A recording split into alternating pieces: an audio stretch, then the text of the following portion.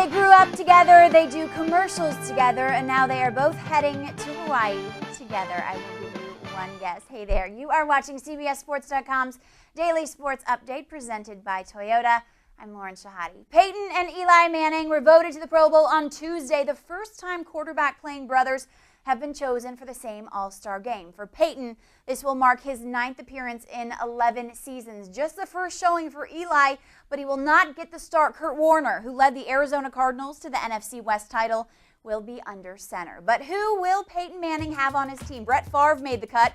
In fact, the New York Jets led all teams with 7 Pro Bowl picks. Tight end Tony Gonzalez of Kansas City made his 10th straight Pro Bowl. Noticeably absent from this list, though, Phillip Rivers. He has 28 touchdown passes to lead the AFC. Favre has 21.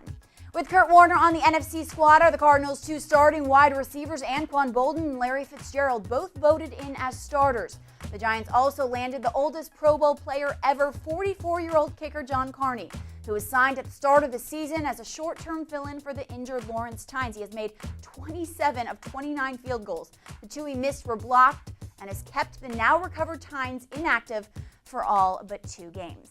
I have a question for you. When you turn 82 years old, what would be a perfect birthday present? A contract extension to remain the head coach of the Penn State Nittany Lions, of course. Joe Paterno has a new contract extension through the 2011 season. Joe Pa's in his 43rd year as Penn State's head coach. He's a Hall of Famer and the winningest coach in major college football history. As for Paterno, he said, "I just get tired of recruits asking me, how long are you going to be there? There's no reason for me not to think I can go for a while," he said. Now, how long is a while? I don't know. I know that James Laurinaitis became a 3-time AP All-American on Tuesday. The Ohio State linebacker was recruited by the Buckeyes out of Minnesota and went to Columbus with relatively modest goals considering where he ended up. Listen to this. He wanted to make the travel squad as a freshman, start as a sophomore, receive some type of all Big Ten recognition as a junior, and be an All-American candidate as a senior. Done and done. Joining him in the honor were Heisman Trophy winner Sam Bradford and star receiver Michael Crabtree. Bradford beat out Texas's Colt McCoy and Florida's Tim Tebow in All-America voting. McCoy, the Heisman runner-up, was a second-team quarterback. Tebow made the 3rd team.